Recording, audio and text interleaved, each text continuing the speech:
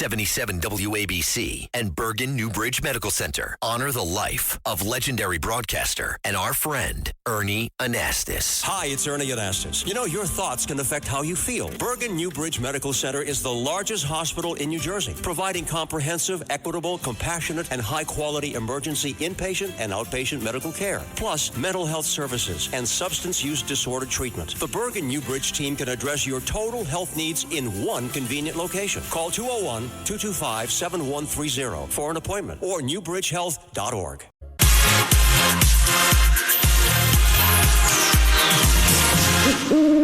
This is Another Side of Midnight with Lionel. Now, to the Bernard McGurk Studios, here's Lionel. Yeah, come on.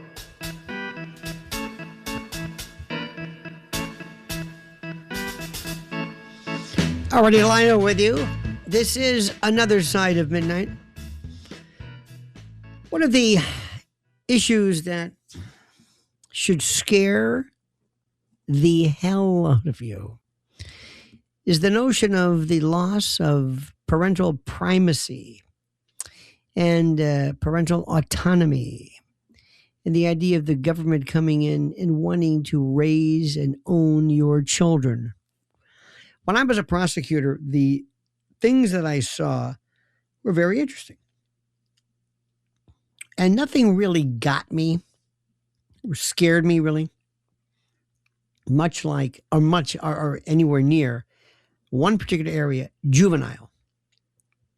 And juvenile dealt with not only crimes involving delinquents. Delinquents are crimes that, if they were committed by an adult, would be called a crime, but this is a delinquency or a delinquent act. And what was even more interesting, which I find fascinating, is something else which I find very, very interesting. This is, how do I say this? The part that was the worst part was the dependency part of it. You see, the state, most states, can take away children from their families in the case of abuse, neglect, or abandonment. And it sounds terrific. It really does. It sounds like, well, of course we need that. And indeed we do. There are sometimes some parents are so awful, so terrible that, and I saw this where the state moves in, and even though, yes, the child is probably better off, there was a part of me even then that said, yeah, but how bad does it have to be before the state intervenes? The state comes in and says, okay, we're going to actually act. We're going to act. We're going to intervene. We're going to interrupt. We're going to come in and we're going to take your child away from you. It's called TPR, termination of parental rights. It was the worst. Sometimes it was warranted. Sometimes, a lot of times I thought to myself, I don't think this is bad enough. Who is a judge? Who is some 20-something-year-old social worker? Who are they to say who is better able to take care of a child? Do you, and I asked, one time we were talking, I said, do you believe in God? And he said, yes.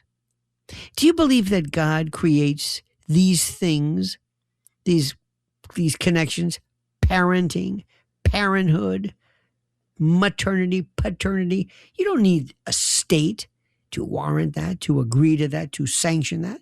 Of course not. So here's my question.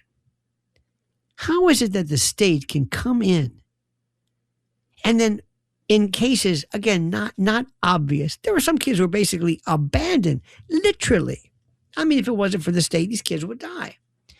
But in cases where the parent wasn't really that good, for example, what they would do is, and it happens a lot,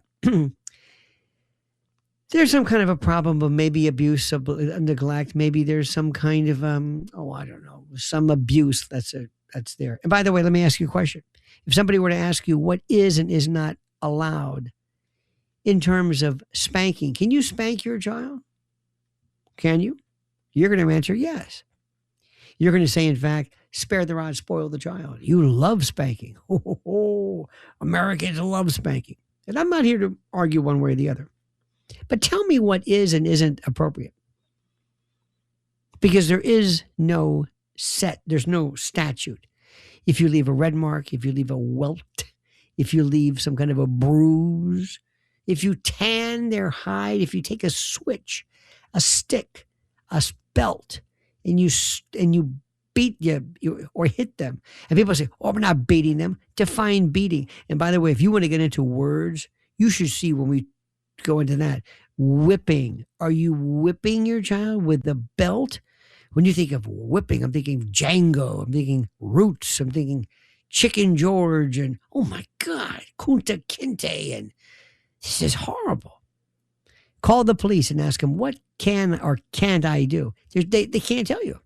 And if that child calls up somebody from CPS or whatever your DIFUS or whatever the name is in your state and says, I'm being abused, I promise you, some overworked, underpaid, 20-something, a lot of them are young, who have no children, does not want to be even remotely a part of something where a kid could end up dead and their name's going to be in the paper as having okayed the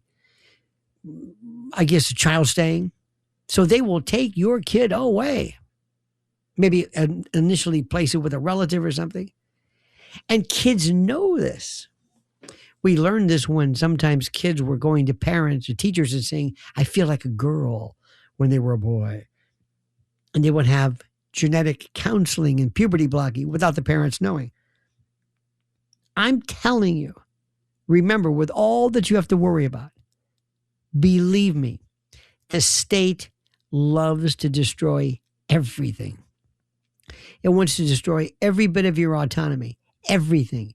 Everything from the ability for you to have a gas stove or electric fans, regular the old fluorescent light bulbs.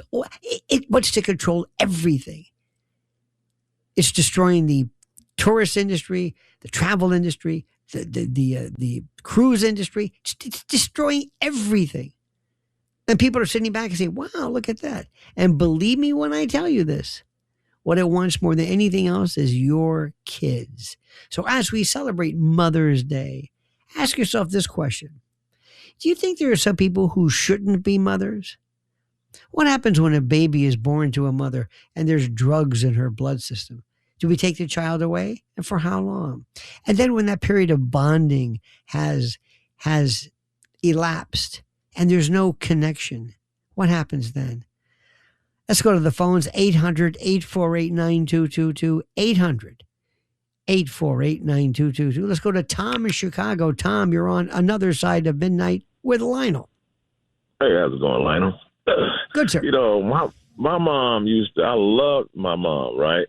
But she used to do things like that really kind of like mess with my psyche. We'd be outside playing basketball, full court, everything. She'd come to the window, call my name, tell me to come in, and turn the TV. I was like, I always say, what's wrong with that? What's wrong with that? What? Now that I'm here, you must have something important to tell me. So, and they said, okay, good. Now that you're here, I control you. Now leave me alone. Right. Let me watch TV. Right. You know, and another thing, we talk about this subject. How do kids grow up in same-sex marriages? That fascinates me, as you say. Mm-hmm. Well, first and foremost, I will tell you this, that the most important thing is when a child feels love and attention. And I don't know if a child really understands differences in terms of, hey, there's no male unit here. If you look at studies of parents or families where, let's say, one of the parents dies tragically, or fathers who went to war and they were raised without a father. Look at the Black community. Now, how much of this is anecdotal and you probably know a few things about this because you're quite the reader. But there's sometimes things might be anecdotal, but they talk about sometimes a matrix, not in all cases, but a matrix-centric, mother-based, grandmother-based, a lot of women, not so much fathers. Again, not in every case, not at all. I think the numbers are probably the same as others, but you don't see this in certain cultures at all. What about those cases? Do you believe that a child? Don't you think it's different though? That's a little bit different because, like I had same-sex marriage live next to me, 2 women, and the kids used to say, "I can't." When they first moved in, I was like, "Okay." The kids said, "When my father come home, they was throwing rocks and whatever. And my father come home, and I tell him stop throwing rocks. My father come home, he's going to deal with you." And I'm like, okay, I'm waiting to see the father, and this chick comes up, and I'm, and you see, that could be a little bit. That's a that's what I'm saying. That's different from mama and daughter raising a child. But here's the thing. Okay, I'm sorry. Go ahead. Well, it's just different from mom and sister or mom and grandmama raising that same child. Then, as that lack of that other parent, that father figure or mother figure in the family, it kind of like you can start seeing it in them. Like guys that get really emotional, women don't know what love is. It's crazy. I don't know. Again, I don't know enough of the studies. I know that I can look towards something that I think kind of is more, Tom, kind of anecdotal, where I'm thinking, well, this is kind of what I'm looking for. I do know that how do I say this? First and foremost, you learn, when the parents will say, I taught my kids, I taught my son. You didn't teach them anything. You didn't teach it. You don't teach kids. They see things. You teach by observation. You can sit there and explain to a child. Now you understand that stealing is wrong. You can talk.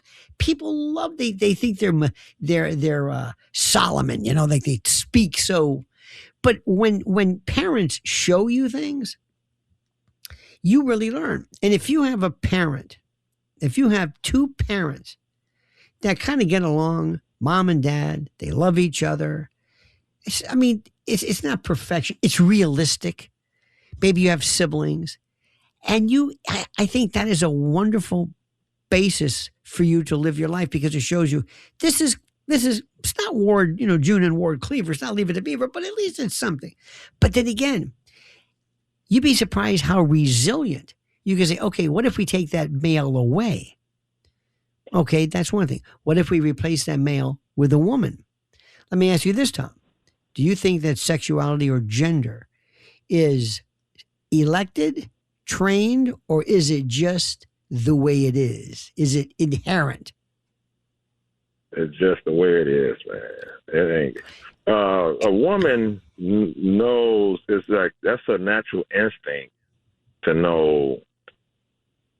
Do women things like if you sit a ball and a pack of lipstick, in front of a girl, I think quite naturally she's going to go for that lipstick. There's something about that lip gloss that just turns her on. Right. Or in your case, you would put lipstick on the ball, which is a whole other story because you're demented. But aside from that, here's the question I have.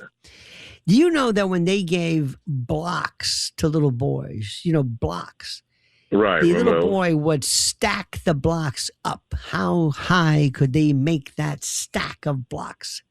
A little girl would take those same blocks and spread them out like a home, like a family, like you know what I mean?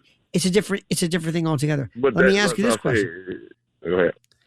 Now, here's what I heard years ago, and I don't think there's anything to this, but I kind of like the idea. There was something that I read, again, perhaps anecdotal, that said, the more older brothers a male has, the greater the likelihood he's gay.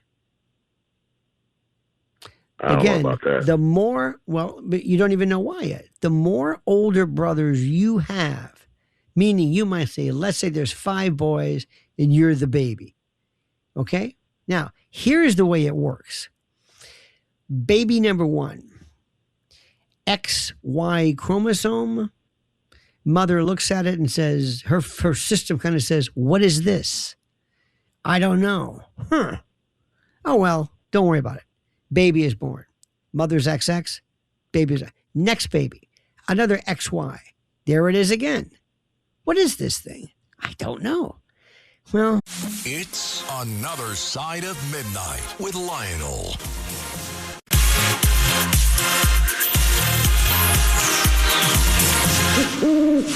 This is Another Side of Midnight with Lionel. Now, to the Bernard McGurk Studios, here's Lionel.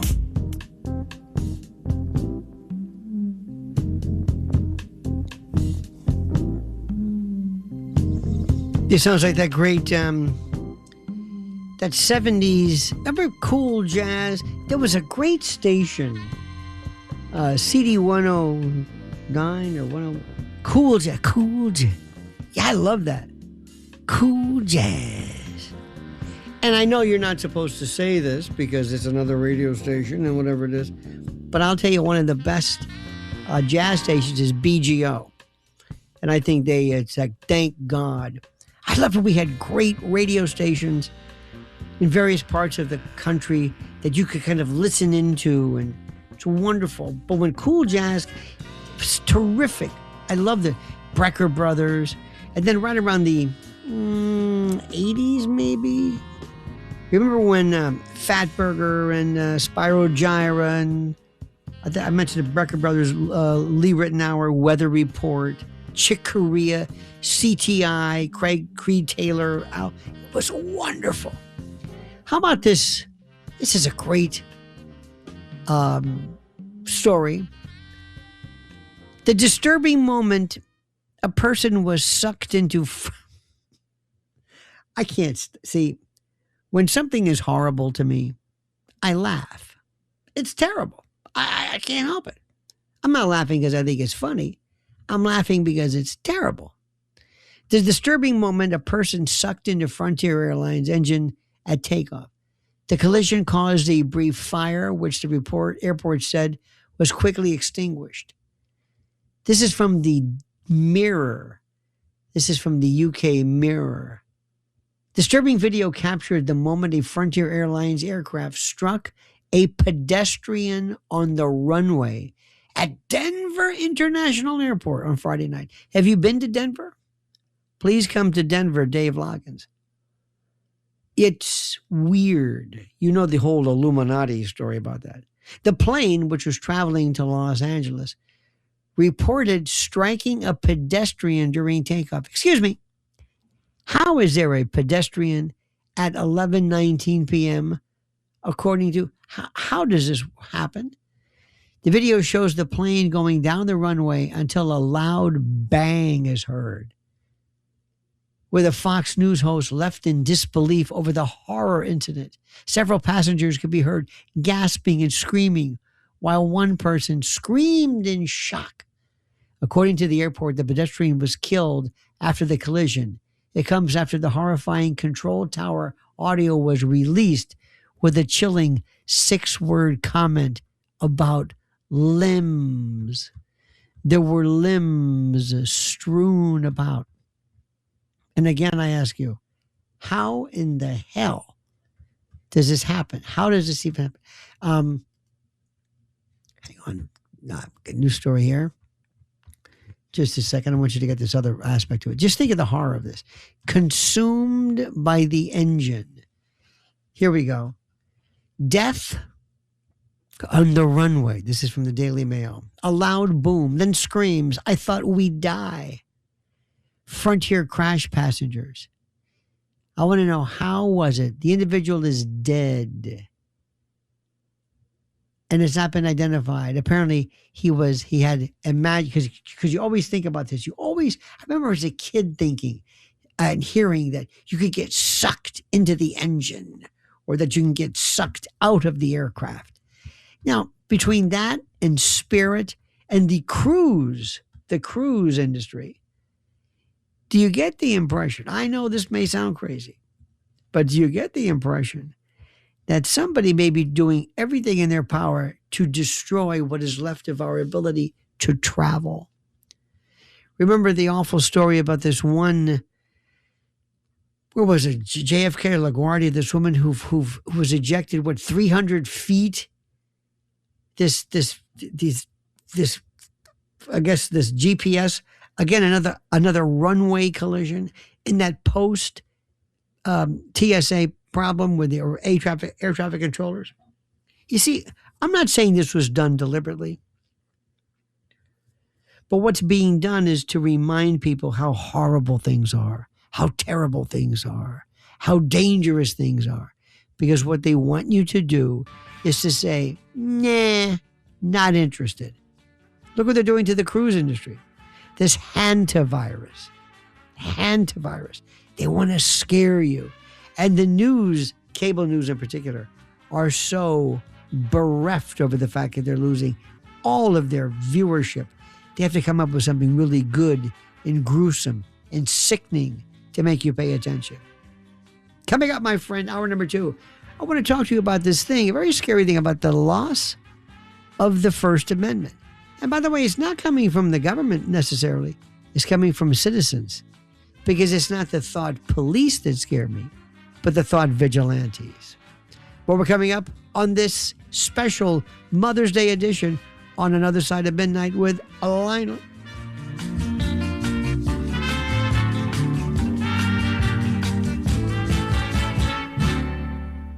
It's Another Side of Midnight with Lionel.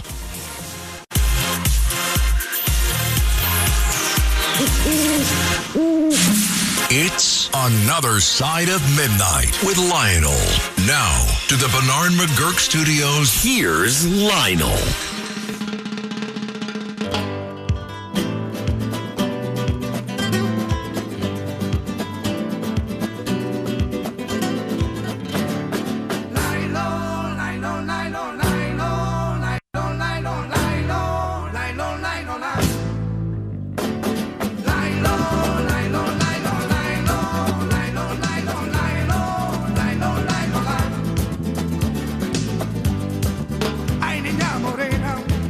Alrighty, Lionel with you. Hour number 2 on Another Side. I'll never get this right as long as I live. Another Side of Midnight on this special Mother's Day version. God bless the mothers, all you mothers out there, the mothers of invention. You know, there's a part of me that I'm going to put all my predictions on some kind of a paper or a letter. I'm going to mail it to somebody so that when all my predictions come true, you'll say, hey, he was ahead of the time. I don't want to say this now because it will bother people. But you know everything's changing, right? I mean, you know everything is changing. Everything. I mean, everything. And one of the things that's changing is we need to really ask ourselves, what are we doing in terms of political parties? What do we really believe in? This is one of my favorite topics. Because when you talk to people, they say, well, you know, and nobody really knows because it's not something which is of grave interest to most people. But I will tell you this. One of the things which I think we need to do is remind ourselves what is the basic of what we do. Think about what you and I are doing right now. What is the thing that really keeps us going? That's right, the First Amendment. The First Amendment is what is so critical, absolutely so monumentally critical, as something that is so much a part of our life. I guess you would say as part of our life, that we ask ourselves a very, very simple question. What is it that we need to do to keep things going? Well, let me explain something to you. First, a real American, which I think we all are, I hope we are, a real American understands that the rules apply for everyone. You know, Not for thee and not for me, but I mean everyone, including protections and the like. And the thing that most Americans hate more than anything else is the First Amendment. They hate it. Because what drives people crazy is when somebody mouths off and spews some garbage about something which they don't believe in, especially something that they believe is antithetical to this country, antithetical to the way we think, antithetical to the way we believe, contrary to the basics of what we believe in. And we talk about these left radical, and you've heard people say about you when you right wing, you've probably been called, I've been called everything. I think they're white nationalist. They tried nativist for a while. I don't know where they come up with this thing, but racist and fascist, and say, what are you talking about? And each person knows the routine, and we repeat the same thing about the other people.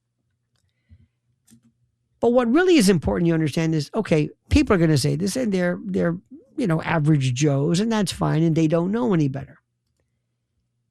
But do you really believe in this First Amendment thing or not? I mean, do you really freedom of speech? Does it really mean something to you? Because one of the greatest dangers, I keep telling people, to freedom is not censorship that arrives, openly wearing, uniforms, tyranny, jackbooted, banging on the door, and like they do in the UK, where they get mad at you for tweeting something or posting something. But it is the selective enforcement that's disguised as some kind of justice. Like I say, it's not the thought police, the thought vigilantes, especially coming from people who are your fellow citizens. See, the law becomes very dangerous, not merely when it's broken, but when it's applied unevenly, depending upon who's speaking and what they're saying, and depending upon who's in power and whose political interests are being protected. Now, that is the concern that is being raised a lot, increasingly, whenever prosecutors appear more interested in political symbolism than consistent constitutional standards. I wish I could tell you I felt a real great feeling of satisfaction and warmth and faith in this current iteration of DOJ and FBI, but I don't. I'm not going to lie to you. I don't feel that. I don't feel like that at all. And what Todd Blanche is doing by bringing a charge against Comey, you know what I'm talking about, the controversy that's surrounding the phrase 8647. It's not going away now. Don't think that this was mentioned before and we're moving on. No. This perfectly illustrates the issue right now. See, the debate is not really about seashells by the seashore or internet slang. It is about whether, and this is the issue, whether political expression, even crude, even provocative, even mean, even kind of dangerous, remains protected in our great country when directed at powerful figures. Now, once any government, our government, whatever the regime is, once your government begins stretching, kind of vague language into criminal threats, the line that separates political disagreement from speech that is, in essence, prosecutable becomes really thin. I mean, really thin, alarmingly thin. Doesn't this bother you? Doesn't this bother you? And too many of my friends are saying, nah, the hell with Comey. I hate Comey. I didn't ask you whether you hated him or not. See, historically, we Americans understood that political rhetoric, remember what we started from, political speech and rhetoric is often very emotional. It's exaggerated, it's rude, it's heated, it's sometimes obscene. Sorry. The founders themselves use vicious language. Oh my God. Remember this. Remember, who was it? One guy, was he clubbed to death on the floor of the House? Listen to what they said about Andrew Jackson and his wife. What was her name? Rachel. They said they weren't married. Remember that? They thought he was a bigamist. What they said about Abraham Lincoln. Oh my God. Making simian references. What they said about FDR. Newspapers in the early republic accused presidents of corruption, tyranny, betrayal. Grover Cleveland. You can see his birthplace on Bloomfield Avenue right there. You can see it. The first president who was elected to 2 non-consecutive roles. But the level of hostility, it would shock what you're seeing today. In fact, the country survived because Americans very wisely recognize that free political speech has got to include not only polite stuff, but really sharp criticism. And the First Amendment, which I love, it was never designed merely to protect harmless speech or polite, naughty speech. Nobody needs constitutional protection for saying something that's accepted by everybody. That's not the point. But the amendment exists precisely to protect really nasty, politically controversial, offensive, politically charged thought, expression, words. And that protection becomes absolutely critical when emotions are high and we're angry and we're going nuts. Look, we've talked about this before, but I want you to be aware of something. Be very afraid. Be very afraid. And I'm telling you, not the government, but your citizens. Your citizens. Let's go back to the phones, back to what I call fun. Let's go to a man by the name of Alan on Long Island. Alan, you're on another side of midnight with Lionel. Lion, you have half the audience out of their bed and half the audience in their bed staring at the ceiling. Your show is awesome. Now, I'm a firm believer in free speech, and I'm a believer in people and creativity of thought. Now, 2 weeks ago, we had Chucky from England come over and give a speech in front of Congress. Now, my interpretation of free speech is that Tommy Robinson of the UK should have been able to speak in front of Congress and talk about what's going on. Yes, going on in the United Kingdom and what's going on in Europe, where the European continent is being turned upside down. They're turning poor little Ireland into Somalia, where I know people who have told me that they have elderly relatives there who are afraid to leave their homes during the day and mostly at night too. Is that the way to live? Is that freedom? Is that free speech? Of course it isn't. It's an absolute turn over the country and the European continent and America. And I believe, and I know what it is. It's the Saudi Arabian oil money that's bought off all these politicians in Europe and America. They're pouring billions in here. That's why you don't hear anybody say anything about the 15 Saudi Arabian freaks that attacked us on 9/11. I know there was 19, but 15 from Saudi Arabia. The communist Chinese sent the virus to America. No one ever says none. They just talk about Fauci. Fauci is a front. That's all he is. He's a Keebler Elf. He's put out there. He's well paid to take a beating for the establishment. If you keep saying Fauci's name, if you keep saying his name, you're protecting the Chinese communists and you're protecting Saudi Arabia. Let me ask you a question. You mentioned Tommy Robinson. Describe who he is to people and why is he relevant here? And why don't you think he's being, as if anybody would question, but why don't you think he's being invited here? Who is he, first of all? Well, Tommy Robinson is just like a lot of people in this audience. He's fed up with the invasion of his homeland, like we are here in America.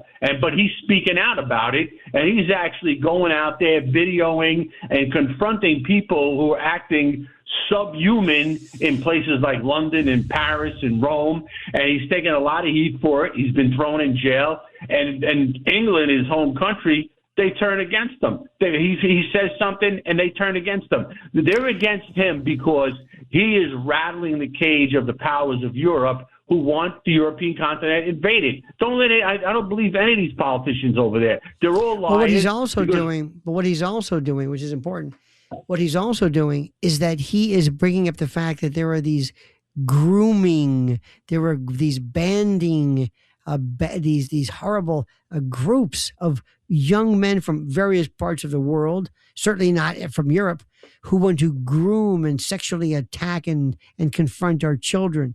He is extremely problematic. Oh, I think he's a hero. Now, people will say he's a racist. And, yeah. By the way, if ever you're called racist, anti-Semitic, homophobic, or anything, you must be doing something right, because they never say what you're saying is wrong. They just say that you're, whatever it is. But here's the thing. Aside from that, I don't want somebody to lose fact, even though you're right about what you're saying. I don't want people to understand that what makes this country great is the fact that we can say some terrible thing. And by the way, Alan, thank you for your call. Remember the Anarchist Cookbook, 1971. Supreme Court said it was okay. The Klan marching in Skokie. Let's go to Helena in Westchester County. You're on another side of midnight with Lionel. Yeah, what the hell happened to you, Lionel? You used to be a lot more unique.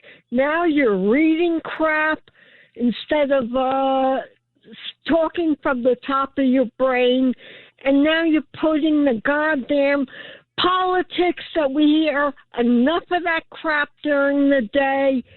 Listen, Lionel, you are unique, and all of a sudden you got lazy, and you're starting to talk like all the daytime idiots. Not idiots, they're good people, but I mean, I used to worry if I didn't get home in time to hear you at night. But you're getting boring, and I think you're just getting lazy. I don't mean to offend you, but I'm sure you're offended. But not really, because... Helena, I promise you I am not offended in the least. I appreciate what your thoughts are. I want to thank you for calling. And I personally don't care what you say, but I appreciate what you're saying.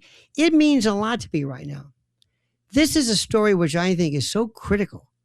This is about where we're going kind of as a country.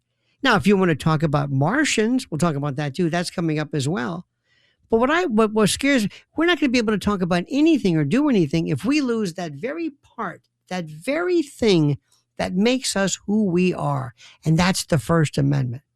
And you may not understand that. And you know what? You're entitled to that. And by the way, I appreciate your call. I really do. You know what I like more than that? Your sweetness, the sweetness and kindness in your voice. This is Another Side of Midnight with Lionel.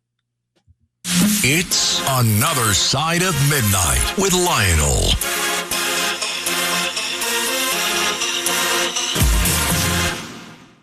It's Another Side of Midnight with Lionel.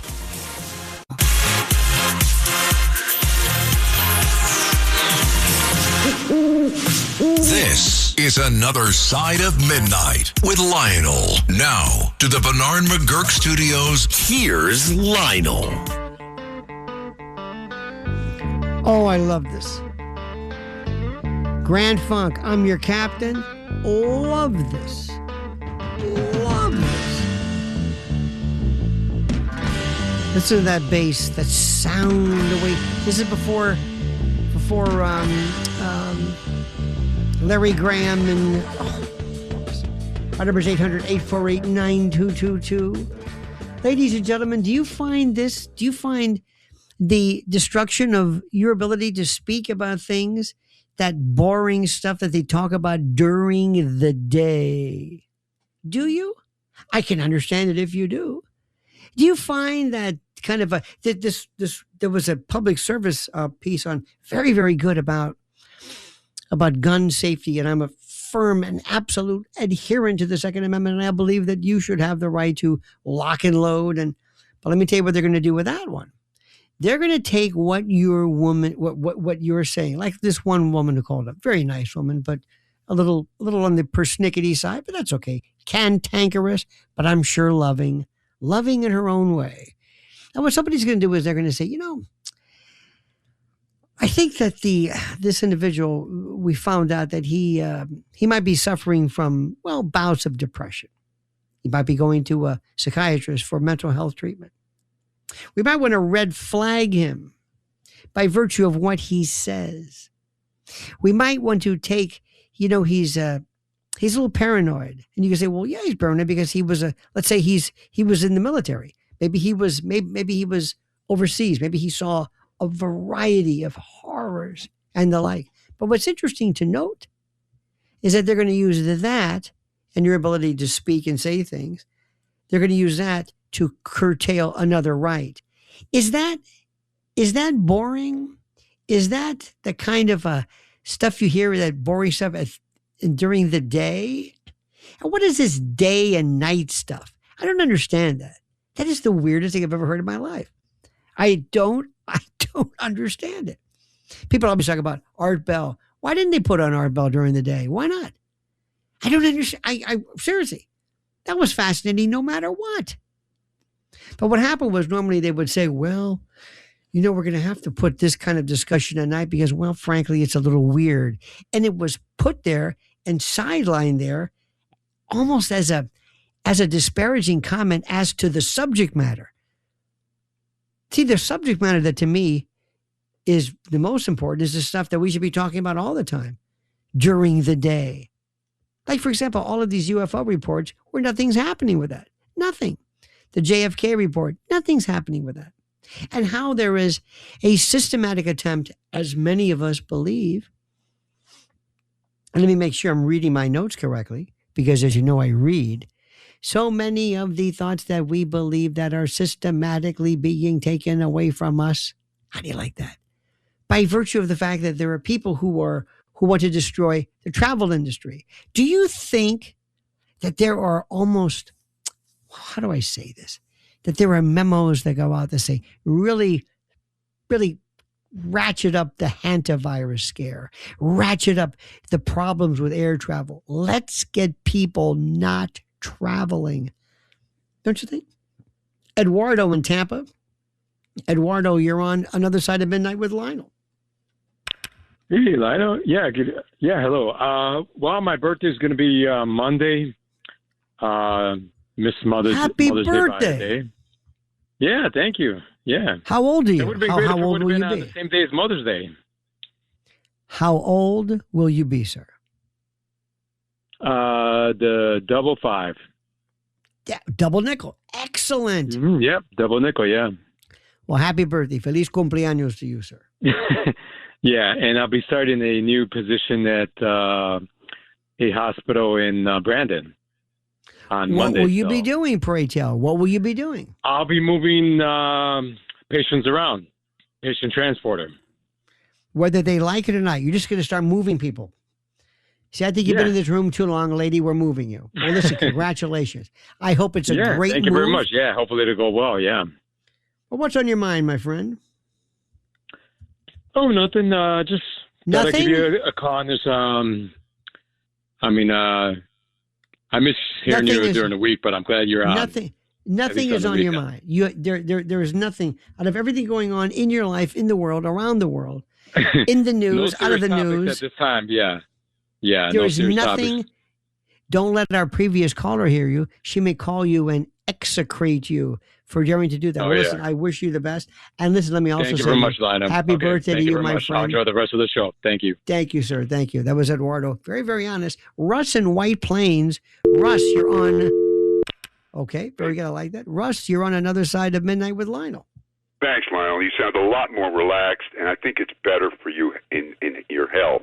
It's much better now, although maybe a 3-4 split on the week might satisfy some people.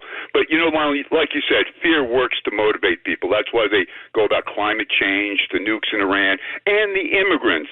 That guy, Alan, Steve of Manhattan, who wanted Tommy Robinson to speak to Congress. Well, some people might want Hassan Piker to speak to Congress, and unless Alan the caller is black and some of his ancestors were kidnapped and forced to labor without compensation, his European ancestors were forced to come here by their neighbors because they didn't want them there. So the Indians didn't want Alan or any other Europeans like myself here. So I think he's just working up anger, but I'm glad he's off let's his talk about Buchanan fetish. Yeah, sorry. What fetish, please? I'm sorry, what? He's the Buchanan.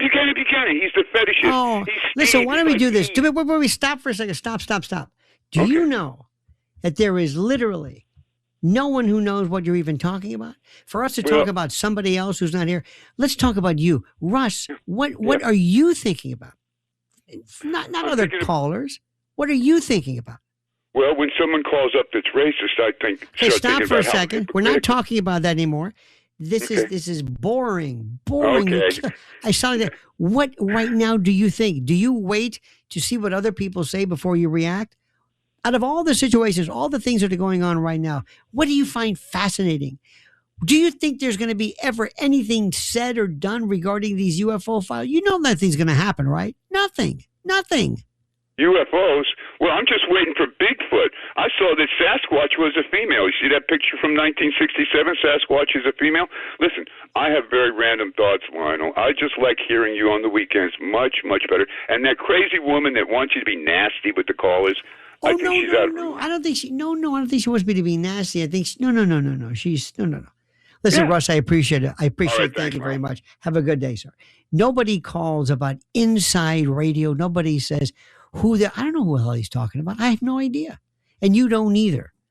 The thing I was going to talk about, which I find interesting, is there's about 20 different things that always concern me. Loads of things that concern me. And I think sometimes I might be the only one. And the reason why is because I'm telling you. Now, this week, first of all, a couple of things too. Ben Shapiro's world is collapsing. Ben Shapiro, Laura Loomer, I don't know if you've been following this. It is the wildest. Our good friend Roger Stone and Laura Loomer, he has a lot to say about that. But he has been absolutely, positively beside himself attacking America's sweetheart, Candace Owens, which you may or may not agree with, which is fine. But what's interesting about this is there was a case that over the weekend involving Tyler Robinson, and they're having cameras in the courtroom, and I cannot wait. And it's something which I wanted to ask you your thoughts. I'll give you my ideas, and then we'll share. It's called an interposition. For the longest time, people forget, speaking of the Constitution, that pesky Constitution again, God, that's daytime talk. But there's this wonderful thing where people are provided and people are guaranteed this notion called a speedy and a public trial. And what you're going to be doing is you're going to be seeing one of the best cases ever. And they're going to have cameras. And what's interesting is that I remember when we used to talk about OJ, people were captivated to the point of being riveted by the scintillation of fact. And in this case coming up, Tyler Robinson, if you've been following this, they're going to connect him with nothing. If this guy doesn't walk, there's no justice. They have a rifle, they can't connect to him. They don't even have confessions. They really don't have much of anything. They have zip because a lot of people suspect, and this may be really kind of, dare I say, conspiracy minded.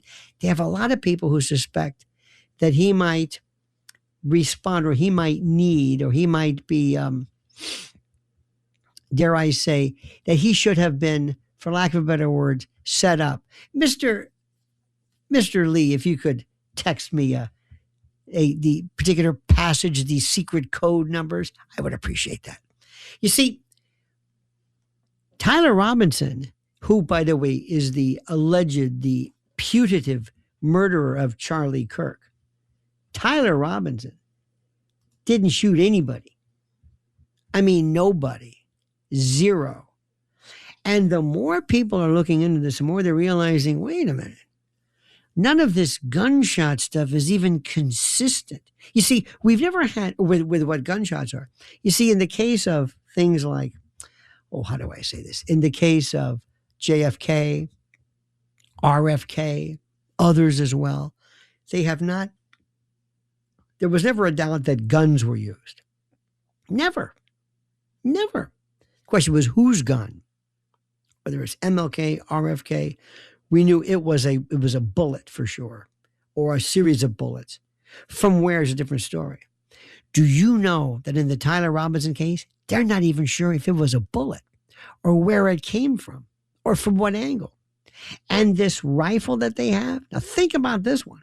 This is, if you like courtroom stuff, I mean, if you like most people love, they always talk about real crime.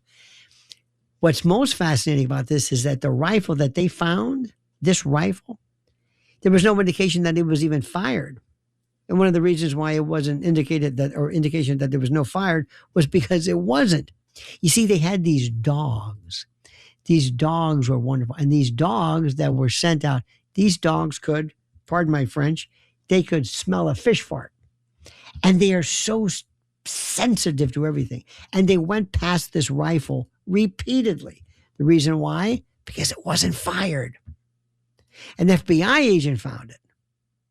You see, nobody's telling you this because cable news and the collective media have agreed this guy is going to be made or is going to be guilty. Period. End of discussion. We want him to be guilty. And we don't care about anything. So you have this rifle where there is no connection whatsoever. So there's no way they're going to be able to introduce it.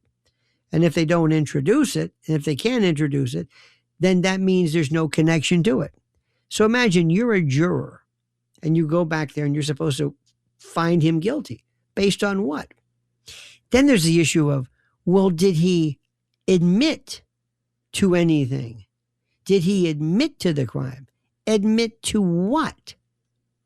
Admit to what? Well, did he admit to shooting Charlie Kirk? With what? With the rifle. The rifle's not connected to the murder. You mean another rifle, maybe? Not the one they found. The one that has DNA, his DNA on it, because it's his. No. Well, did he confess to anything? Not really. When he went to the police department and they gave him Miranda, they Mirandized him, he didn't admit. He didn't say anything. He's telling everybody in the world that he did it. His Discord group, his gay trans lover, Junebug or Luna or Twig, whatever his name is. And that was okay. But he never told the police. Never. He turned himself in, never confessed to it. So you're the jury and you say, wait a minute. What do we suppose? How do we find him guilty? How? How do we find him guilty? With what? It's phenomenal. You say, well, with a rifle. There's no connection to the, oh yeah. Maybe another rifle? And by the way, was he there? I guess he was there. Was that him on the roof? I don't know. What about that little hole? Any hunters? Do we have any hunters out there? You ever shot a 30-06? Out of a Mauser 98. Have you ever done that before? Does it ever leave a little tiny hole, little hole in the neck? And it supposedly turned and went down because Charlie's cervical vertebrae were so strong, so incredible, so powerful that the bullet couldn't even shatter it. And it went from C2 to C7 before T1. It went down his spinal cord, in essence. It makes no sense. None of it. So you've got this guy, there's no bullet. I'm not even sure what they found in his body. I'm not even sure what they found. Now, other people are saying, and I'm not endorsing this, but some people are suggesting that there was a microphone he had on that had a really weird kind of design to it. The people were saying it was a directional charge and all this other kind of stuff. I don't know. But none of this stuff, there was no exit wound. So let me go back to what I'm saying. If I could bring in, and if I'm theoretically a defense lawyer, and I bring in an expert, let's say a retired gunnery sergeant, somebody who's a hunter, somebody who knows what they're doing, somebody who's had tremendous experience in the past, do you think their testimony would be such that his head would have come clean off, as Dirty Harry would say? This is inconsistent with what a 30-06 would do. Doesn't even leave an exit wound. Do you hear what I'm saying? Look at me. Do you hear what I'm saying? This is one of the biggest cases ever. And you've got no rifle and no confession. Let me ask you again. How do you find him guilty? The jury's going to be asked, well, what do you think? While we're on the subject, and I know you don't like me to say this, or maybe this should be on during the afternoon. I don't know. Is this afternoon talk? I'm not sure. Oh, what the hell? Let's throw caution to the wind. Remember the shooter, and I never mentioned the names of these people. The White House Correspondents' Dinner shooter. Yeah. Anything ever come from that? Nope. Did you hear what I said? Nothing came from that. No investigation. Nothing. Nothing. You've got Luigi Mangione. You hear more about him. Hey, it's his birthday. He's, whatever it is. Did you hear this suicide note? the Epstein suicide note? Listen, let me tell you again. Supposedly, the number one podcast theme is true crime. This is what people say all the time. What if they have the NAB or they have these awards and they have the number one? Or normally it's like two teenage girls kind of giggling about some event that took place. Something happens in our country and nobody talks about it. This theoretical attempted assassination of President Trump. Again, nobody talks about it. Nothing. Not how did this happen? Heads will roll. Why do you think that is? Why do you think that is? How come nothing ever came? Epstein's brother, by the way, who looks more and more like Lester Holt, he said, this is a forgery. This is ridiculous. Why doesn't anything come of that? Why doesn't anybody ask Kash Patel or Don Bongino, that nut? Where did you come up with the idea that this was a suicide? Nothing. Nobody says anything. Zero. Where's Pam Bondi? Whatever happened to her? Whatever happened to the, quote, Epstein files? Because many people think that there are these files. Remember when she said, I can't release these pictures because this is all child pornography or CSAM, child sexual abuse material. They actually believe this. This is what she told you. She told you this. I can't release it. What happened to her? Is it over? Is it done? That's it. It's like it never happened. We have the attention span of a gnat. We have no interest in this. The American public sits back, and if nobody brings it up, they don't bring it up. You have the ability right now on your phone to set up any news story. You can be the news director. You could say, I want to know what is happening with this story, this story, this story, this story, and I want you to come up with my newspaper. You can even hit it on your phone if you use ChatGPT or whatever AI program you want. It's pretty good stuff to scrape the stories.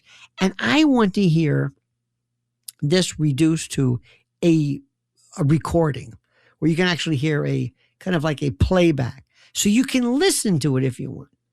You have the ability to craft any news there is. You want to hear about Sasquatch? You want to hear about Yetis? You want to hear about UFOs? You can do whatever you want. But you know what most Americans do? Nothing. They sit back and they say, okay, you decide. Remember when, and this is important to me, like most people, we lived by radio, which is wonderful, of course. Music radio, which is wonderful, of course, which is great. But we were at the mercy of whoever the disc jockey was or whoever the programmer was or whatever and if we didn't hear it, that was it. Plus we had to go through commercials and that sort of thing. Pandora came before this, Spotify came, and now you can program, again, on your own, the greatest radio station of all time. YouTube, by the way, has music that you can just program. What happened to us? What happened? We're waiting. If nobody brought this up again, listen to what I'm saying. If nobody brought up the White House Correspondents' Dinner, if nobody brought up Tyler Robinson, if nobody brought up anything about Ben Shapiro or these other, or Laura Loomer or anybody, if they didn't bring it up, not only would the American people not complain, you could not bring anything up. And they wouldn't say, hey, don't you think it's about time that you maybe report something? They won't say anything. It's incredible. I've never seen anything. This is the biggest problem that we have. It's this incuriosity. Let's go to somebody by the name of Larry. Larry calls from Tampa, my hometown.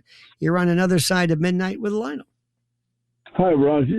Lionel. I have a theory that I'd like to run by you with regard to the felony murder rule. Having been a prosecutor, you're well familiar with it, whereby you need not any intent to be charged with a murder if you're involved in a felony.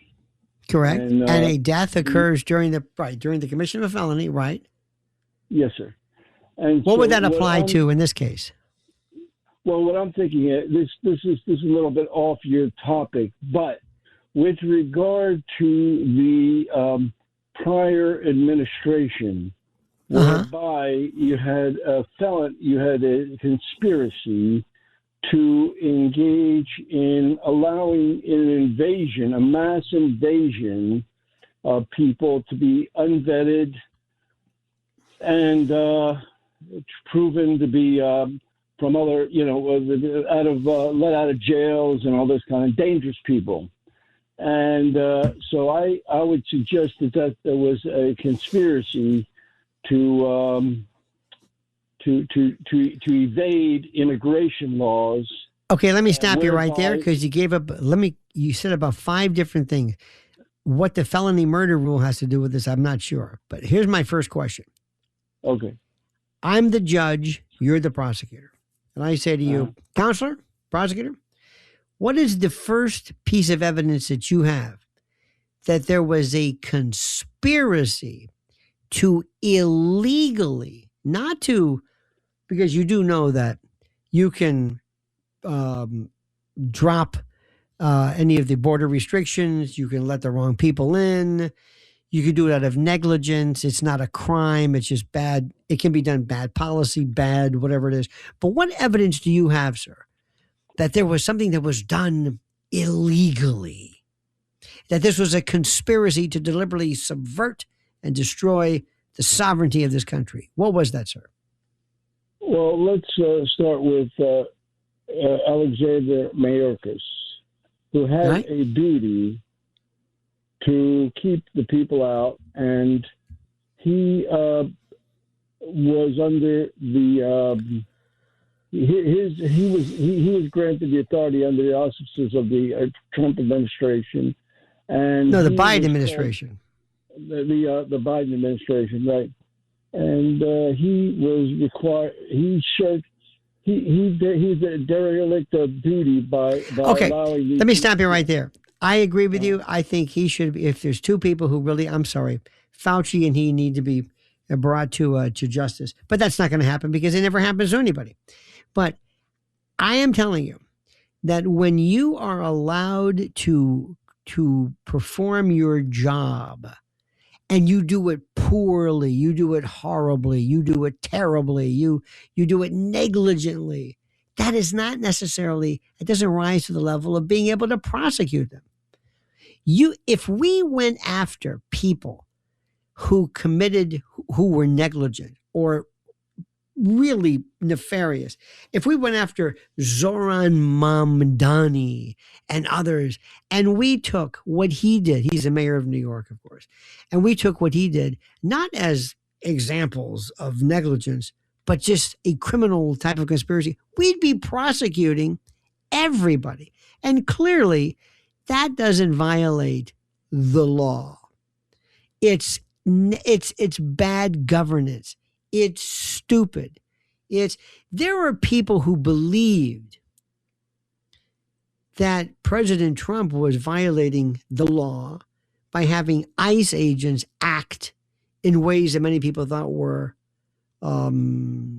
improper or illegal or what have you, that they were tantamount to being jackbooted thugs. When in fact, and by the way, I don't even know if ICE is even doing anything anymore. I have no idea because, of course, that story also goes away. The president couldn't have been prosecuted for that either. So while I appreciate what you're saying, And I think it's a most novel approach.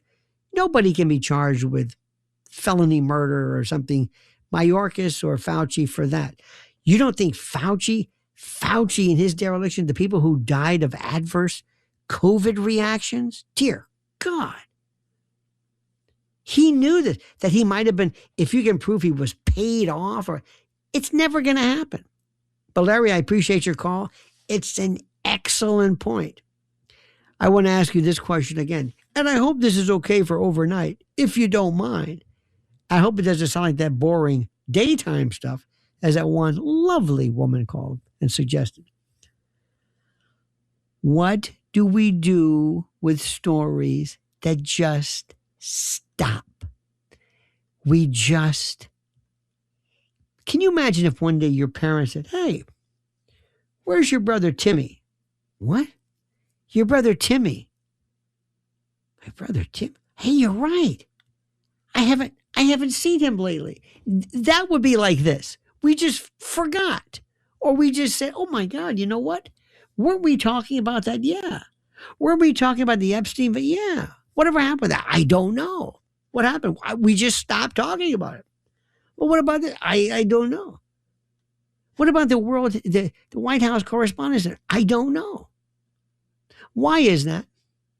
Is it because we have the attention span of a gnat, or we're being conditioned to react like this? Our number is 800-848-9222, 800-848-9222. More coming up on Another Side of Midnight. All night long, this is Another Side of Midnight with Lionel.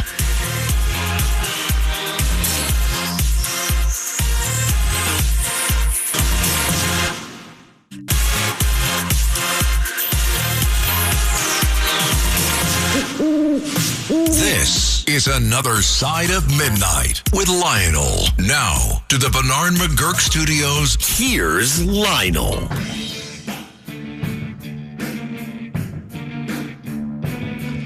Alrighty, Lionel with you. This is Another Side of Midnight. Do you remember the name? And by the way, I hope this is okay. I hope this is okay for late at night. I hope this isn't one of those daytime boring stories. Anywho, remember race faker Rachel Dolezal? Remember her? She was one of my favorites. She has a shocking new life. Did you know that? 10 years ago, Rachel Dolezal was the first, was this woman that everybody, I loved it, you loved it, everybody mocked her and laughed at her. But she was the most mocked woman in America. She was this pale, kind of blonde-haired, sort of white girl from Montana who literally reinvented herself as a black civil rights warrior. And she got caught.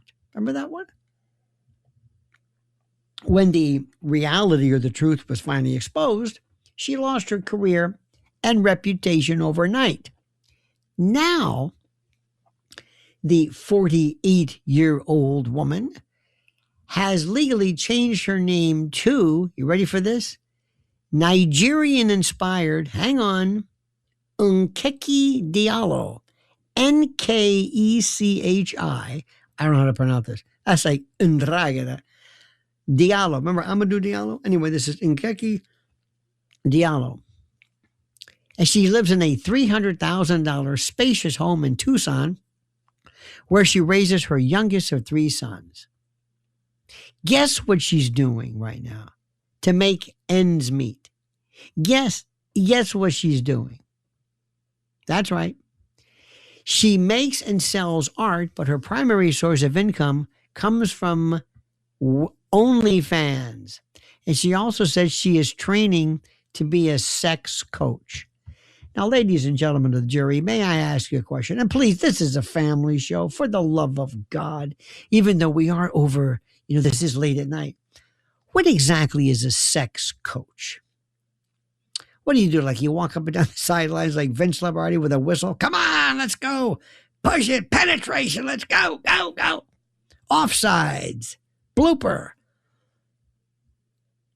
This was the woman that I was fascinated by. You have to love the fact of her temerity. Nothing stops her. And everybody now when apparently they claim to be making so much money. Here is the question that I have. With all of the porn that is available, who in the hell is paying money, and I'm sorry, to see Rachel Dolezal naked at 48 years old doing what? I mean, again, I'm trying to keep this clean. What accoutrement, what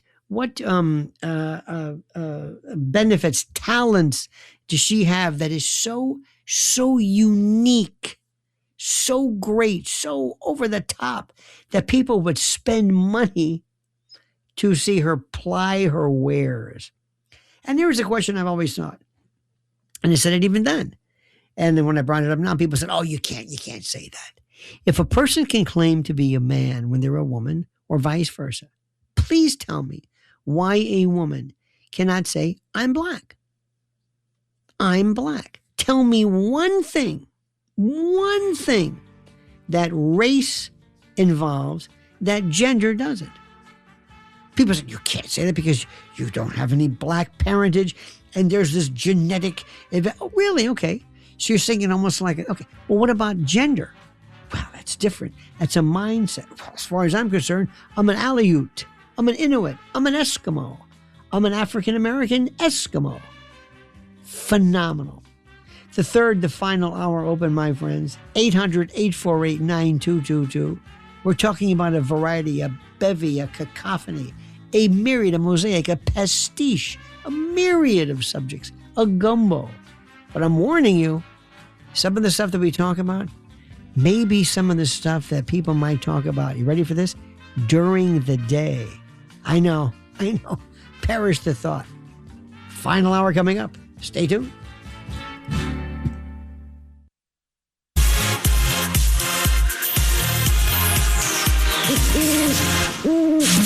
It's Another Side of Midnight with Lionel. Now to the Bernard McGurk Studios. Here's Lionel.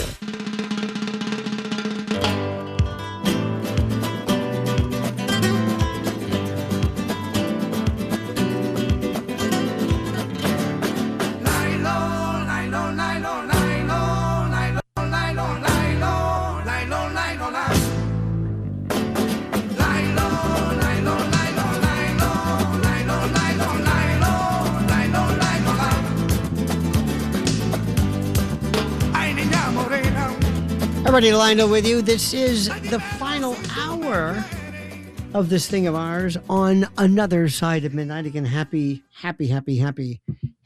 Mother's Day to all of our mothers out there.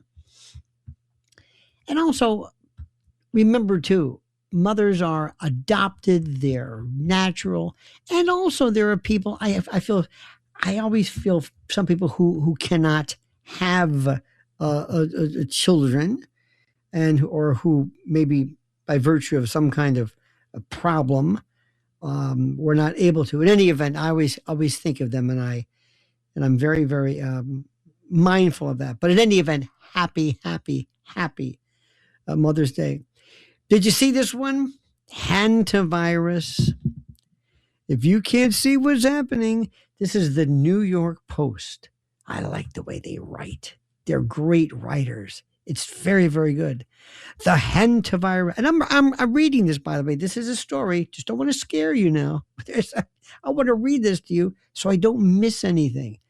Some of our more crotchety callers might take a little offense at this, but in any event, I want you to know, don't want you to be shocked or anything like that.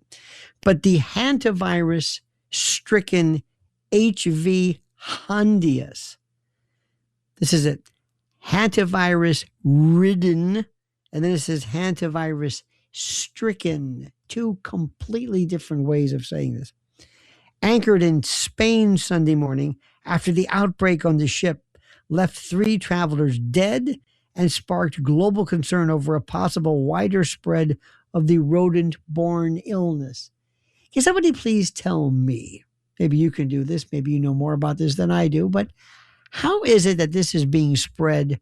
Why are there all these rodent spread viruses on a ship? For example, let's say we have a ship and it's clean. Everybody's off. Everybody's, doing their thing.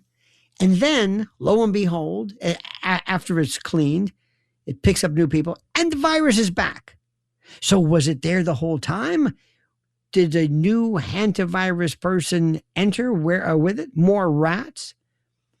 I'm reading, the plagued Dutch cruise ship reached Tenerife, the Canary Islands' largest island, with more than 140 passengers and crew expected to undergo health screenings to check for symptoms before disembarking. The passengers, who will be required to leave their belongings on the ship, will then be ferried ashore in small boats in groups of 5 or 10.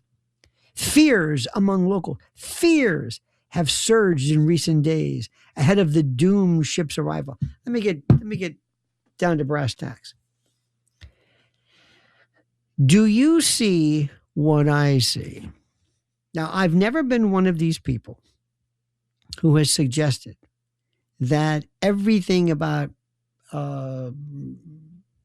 coronavirus and HIV and all this stuff was manufactured, that it was fake, or that there was no such thing. I never said that. Never for a moment. There were people who actually died from it. Sometimes because of comorbidity, sometimes, especially at first, when that first really serious,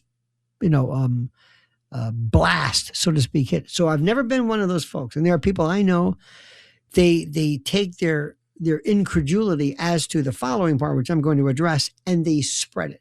Now, here's the next question. You do know that was blown completely out of proportion. Absolutely, positively blown out of proportion.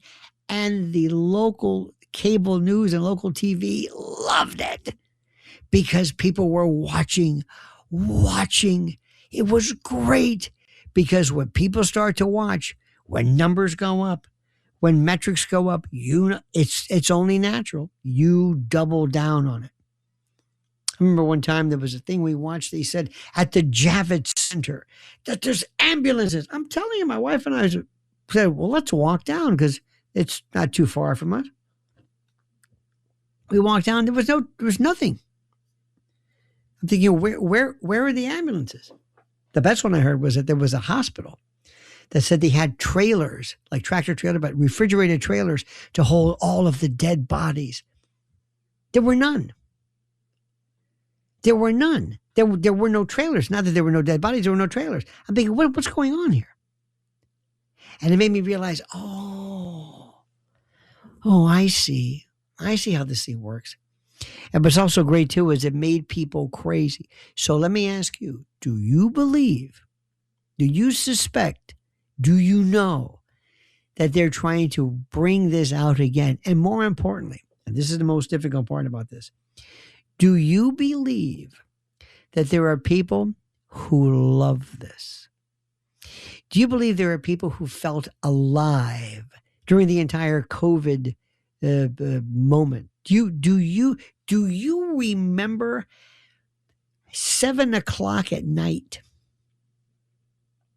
I used to open the windows and hear people with pots and pans and trumpets applauding, I guess, for the first responders or something. Do you remember that? Do you remember that? I do. It was incredible. Absolutely incredible. And people loved it. The fear. Do you remember when people were calling up 311 and complaining and ratting out neighbors who might have been too close next to the fire pit? Do you remember walking and seeing those stickers on the ground 6 feet away? Do you remember those plastic shields in front of the checkout that really did nothing? You would put your head around it because you couldn't hear. And the masks and the double masks and the N95s and I'm telling you, there were people who came alive. I remember at CVS, they sold this gold key. It looked almost like a divot cleaner, like when you're playing golf and you clean your divots or clean your golf shoes or whatever it was. And I thought to myself, there are people who love this. There are people who love this and they see. So what happens now is people are already talking about the hantavirus. And I'm telling you, 2 reasons. Number one, the news media, these folks really need something very, very drastic to help their evil ways, so to speak. And also, they love to be afraid. And that's what's happening here. You see, the thing about it is that people love to be afraid. It gives their life meaning. I'm not kidding you. I told you I go to this little card shop in Jersey, and these 2 nice ladies, one lady always has a mask, no matter what. She has a mask, and nothing gets in the way of our fear. So you know and I know. And also, if they ask you, I'm asking you a question, if they say to you, listen, we're going to have Operation Warp Speed 2. We have a brand new vaccine, brand new one that says this will prevent you from getting hantavirus. You know what you will do, won't you? You know what you will do, won't you? Now, I'm not anti-vax in the least. Anti-vax means you're against vaccines in toto, or you don't think they work, you don't think they, whatever. I'm not saying that. Never said that. Never said it for a moment. Never said it for a moment. But sometimes I do think that there are certain vaccines in certain circumstances that could be a little bit more, what's the word? Investigated. 800-848-9222. Richard in Washington State, you're on Another Side of Midnight with Lionel. Hi, Lionel. Man, I got opinions about the COVID panic. In retrospect, we can see. I believe it was a pressure test on American society. What does that mean? Just to see how much we could be manipulated. Businesses were destroyed, jobs were lost, and do you think if they tried to ring that bell again, you think people would react the same? I don't. Did you hear anything I just said, Richard? Did you hear anything? Maybe you did. Maybe you came in late. I addressed all of this for 2 reasons. Number one, it was kind of like a beta test, but people love this. The media are going to push this more than anything else because it helps them drastically. But let me ask you something. Yeah. When you say it was a pressure, you're not suggesting it was just manufactured, that there was no such thing as COVID, are you? Or maybe you are. Is that what you're saying? No, I agree it existed, but it was, like you said, overblown. Oh, so you did hear what I said. Okay. And, what happens when a real catastrophic pandemic happens, a real one? Well, something like this 1918. What about this? When you had people, doctors, the great Marty McCary and others, and Dr. Malone and other folks who were very serious, who said, we are ivermectin, hydroxychloroquine, people's lives were saved. Joe Rogan had to issue this kind of a milquetoast sort of apologia for something. I don't know what the hell it was, but did you had people shut down who merely said, in my opinion, this works fine. You had doctors. Remember all the people on respirators? Doctors who went along with this? People who never spoke right again? People who was throats and were scarred and why? Listen, I'm not saying it was completely without necessity. But I can't believe how the medical profession just rolled over. So my question to you is that, and Richard, I thank you for your call, but Richard brings up a very good point. Is what I'm doing. When you look at what's happening, remember this is mob and crowd mentality. This is crowd thinking. This is crowd shots. I remember there were people that I knew who all of a sudden, it's like people who got tattoos. When I don't know when tattoos started like this, but people whose arms are completely covered in tattoos, legs, calves, sleeves. I don't know what it was. But that opened my eyes like you can't believe, because I realized, my God, people they'll do anything to be a part or to feel a part of something. But I know there were people who all of a sudden on their Facebook were saying, stay home. They love telling you about, I got my new booster, I got my second booster, I got my third booster, I got my fourth booster. They loved it. They had remember this Empire, there was an app on your phone. Do you remember contact tracing? Do you remember if your iPhone picked up that it was in contact with somebody who had or in some way tested positive for COVID, it would let you know.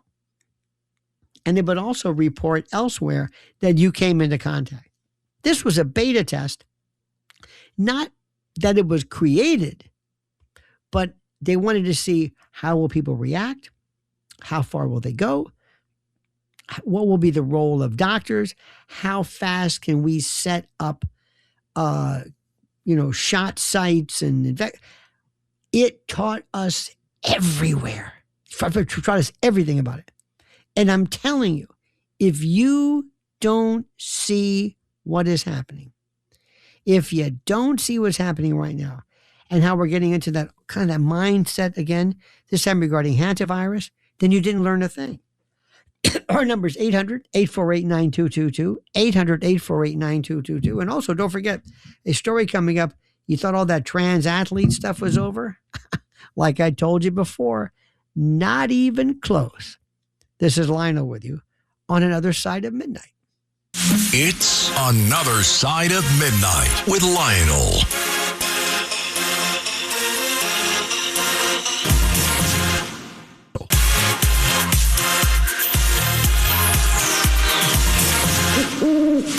This is Another Side of Midnight with Lionel. Now, to the Bernard McGurk Studios, here's Lionel.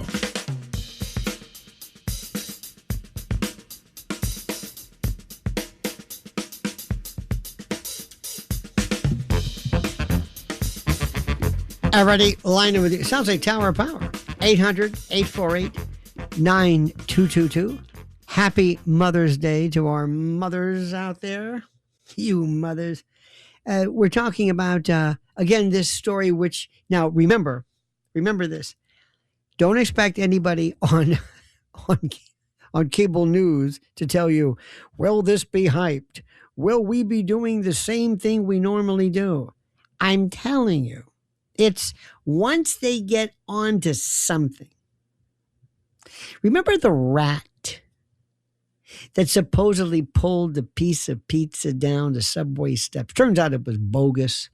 But everybody, viral, everybody, every news team, everybody says, oh, well, Dave, here's a story that world is talking about. There's an industrious rat in New York. And they did it because they had to do it. Because the reason why is because they're scared. They're figuring we're not going to teach people anything. We might as well do something that people find ridiculously interesting. Let's go to Lance. Lance in New Jersey. Lance, you're on Another Side of Midnight with Lionel. Hey, gracious good evening. Yes, you are the tuning fork of truth, my friend. I wanted to ask you whether or not you ever came across the article called the Event 201, which occurred back in October 19th, 2018, which the combination of the Johns Hopkins Center. Oh, absolutely. It was a tabletop. Absolutely. It was a dry run. Absolutely. Now, here's my thing. I've always kept that on my iPhone, and I've sent it to some people, and they said, the aluminum foil. So tonight I figured I'd wear saran wrap so it's clear, so I could convey this to you. And I'm trying to figure out, how come nobody understands the art of critical thinking and reading and comprehension anymore, nor how come they still allow sexual predators to be hired as teachers? So a state of volition for you, Lionel. Help me I understand. don't know. I also don't know. I don't know why we're still. It's called Event 201. And all you have to do, my friends, you can just look at it. It's online. Just look up Event 201. It's from the Johns Hopkins Center for Health Security. This was a pandemic tabletop exercise. Absolutely. And this came out in the exact year of this. It's all there. Let me see, what year is it? Lionel, don't forget, Bill and Melinda Gates sponsored it. And he was the big guy that was going to solve, the mosquito netting and all this stuff. But I'm telling you, there's two. I don't know. I think there is a mutated octopus that's living within the sewers of every big city that knows how to reverberate panic and scare tactics. Because once you scare somebody, they have no choice. They forget about fight and flight. They're just frozen with fear. So remember also something which is very important. People have to read this. They talk about Event 201 was a 3.5 hour pandemic tabletop exercise that simulated a series of dramatic, scenario-based, facilitated discussions confronting difficult, true-to-life dilemmas associated with the response to a hypothetical but scientifically plausible pandemic. And it went through this list. It just so happens, there's something that people don't know. Well, maybe they do know.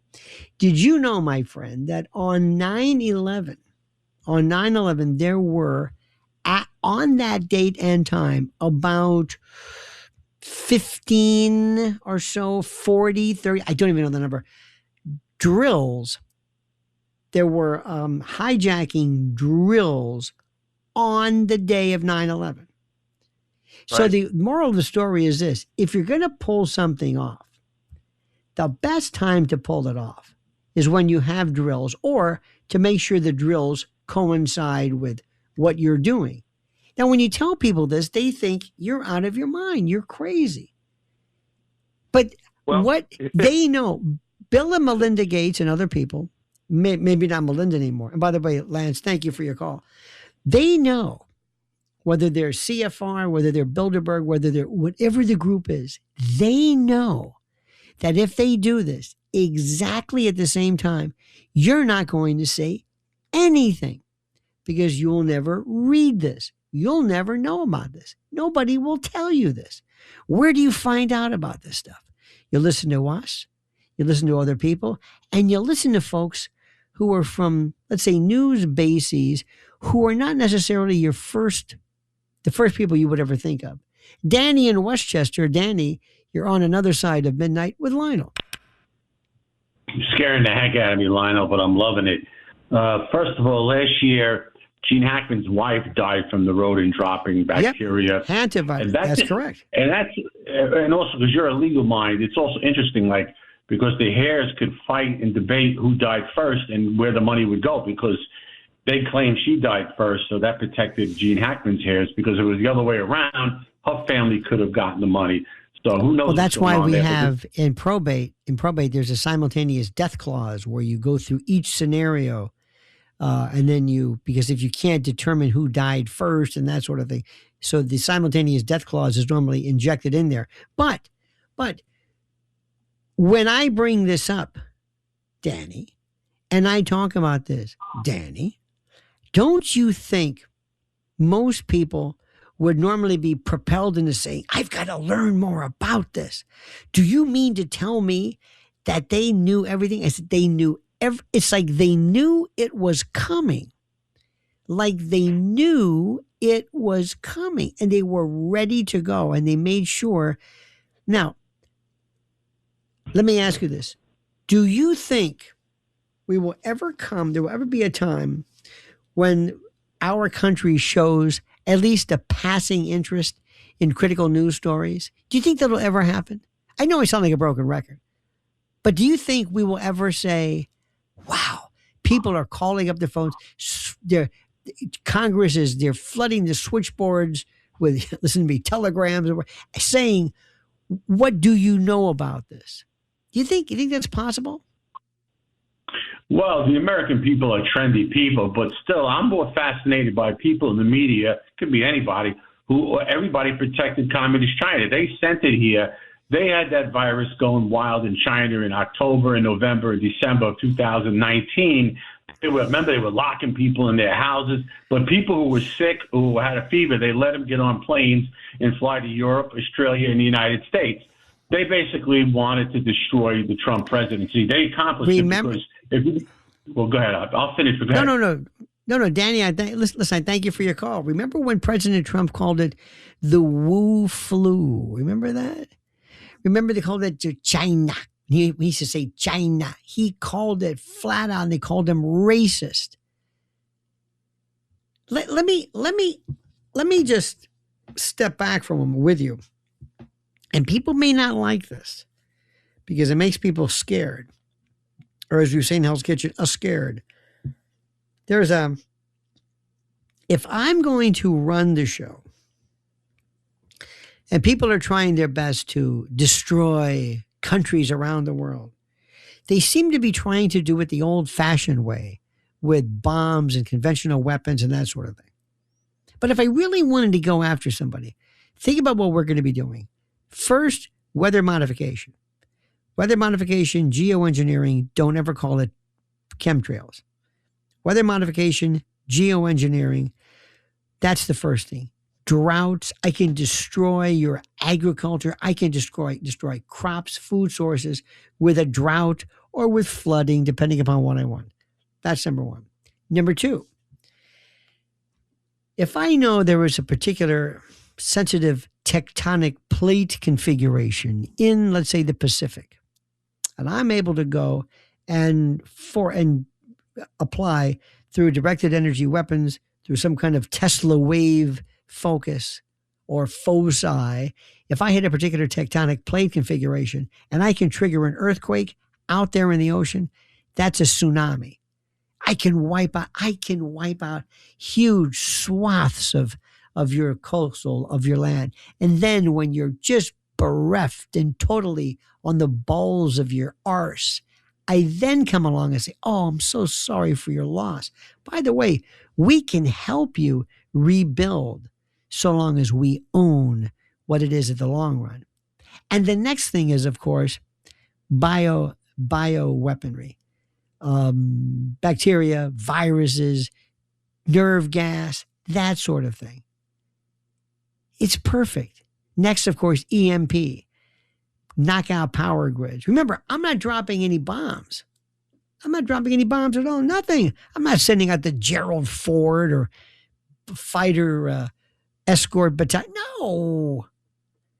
There's none. I don't need any of that stuff. This is brand new. They are so far ahead. But the problem that I have, maybe you can help me, and I know this may sound like something you want to talk about during the day, we have to rejigger, reconnect, refocus, how do I say this? Modulate, reconnect our curiosity. I know we have it in many respects. I know we can do this, but we don't really seem to want to know too much about this. It's the absolute blows my mind. Our number 800-848-9222. Let's go to Mitchell.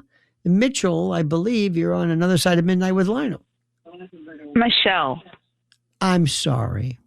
You know what I was thinking, but there was an E missing. I thought, is this Mitchell spelled incorrectly or Michelle spelled incorrectly? In any event, Michelle, welcome. Michelle. No, I know how to spell Michelle. Oh, okay. Thank you. THANKYOU. What was that? Nothing. Go ahead, please. Oh, no. What is on your mind, Michelle? Well, I just want to say that I've been listening to all these radio programs that have all these wonderful Mother's Day things, and some people are saying that they have bad experiences with mothers, but I do have to say that I probably had the most wonderful mother. Mm-hmm. So I just want to say shout out. Is she, I take it she's no longer with us. Is that correct? Correct. Okay. What made her so special in your mind, in your memory, in your recollection? She's the only person in this world that will love me as much as she did. Mm-hmm. I think that's also, I think, and you're of course correct. I think that's one of the definitions, obviously, of a mother.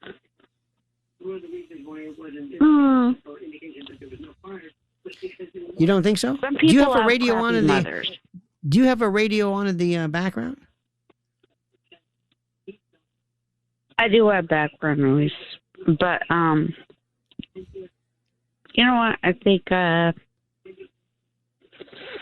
maybe I don't want to be on the air. So okay, Michelle, thank you so much. 800-848-9222. That was riveting. that was fascinating. And I'm sure she's absolutely correct. And of course, now I wanted to say this before we end this, okay? Because I want to completely blast and confound your. By the way, we did the first hour we dedicated to the notion of Mother's Day, so that in case you're tuning in now, I already talked about this before. Now, remember something. If I'm going to come in and I want to really, really control a group of people, I want to control an area, if I want to control a country, a culture, I want to go after a few things. And one of the things I want to do is I want to destroy things, as we talked about yesterday with Project or Agenda 2030 and sustainability and that sort of thing. But one of the things which I thought was over, remember this, what was the name? Leah, what's the name of that? University of Pennsylvania, this was the male, this was the swimmer.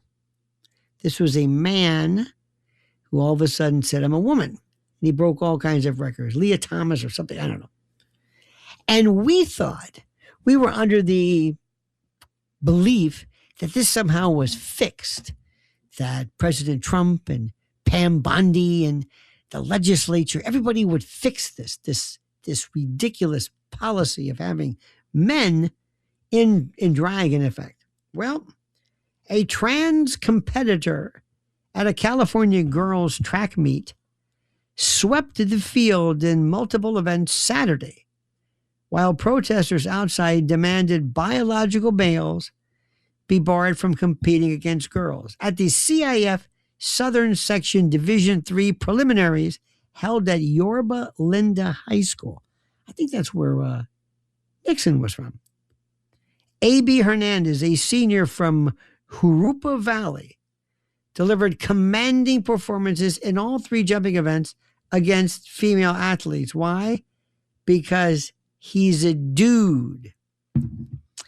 He is a biological man. And you thought this was taken care of. You thought this kind of went away, didn't you? You thought, and I can understand this, you thought, well, we obviously took care of that. And you thought this. It made complete sense. It's all over with, right? Of course you did. You thought this is done. You thought we came to our senses. Not on your life. Where these people are, why this means something, I have no idea. Where this kernel, where the epicenter is of these people, I have no earthly idea. I don't know where they are. I don't know the people who get up in the morning and they say, you know what? Today I'm going to make sure that another man, another feller with long hair, maybe a wig, slips into the competitive angles. This is the part which absolutely kills me. Because as I told you before, and I will say it again, do not think for a moment. Believe me, do not think for a moment this is going away. And this should be a litmus test of everybody. And I mean everybody, because anybody who says, yes, I believe that men should compete against women. You don't want that person to be in your orbit whatsoever. 800-848-9222. Let's go to Mike in South Carolina. Mike, you're on another side of midnight with Lionel. Good morning, Lionel. Good morning, Mike. Always a good show. And, Thank you, I sir. love when you say, when I first started listening to you, I'm from Florida. Yes, right. Tampa. Well, my birthday is always around Mother's Day. I'm going to be another candle on the cake tomorrow, 72. And, Happy birthday, sir. Happy birthday. Thank you. You're a couple of years in the rearview mirror, I know. Indeed. I mentioned it on the radio. Every time I watch Everybody Loves Raymond, I laugh my ass off. Limbrook is a real town, and that's where Mom was from. She was the youngest of 10. She passed away almost 4 years ago, 90. So, acknowledge Mother's Day, people, because we only go around once, and I miss her every day.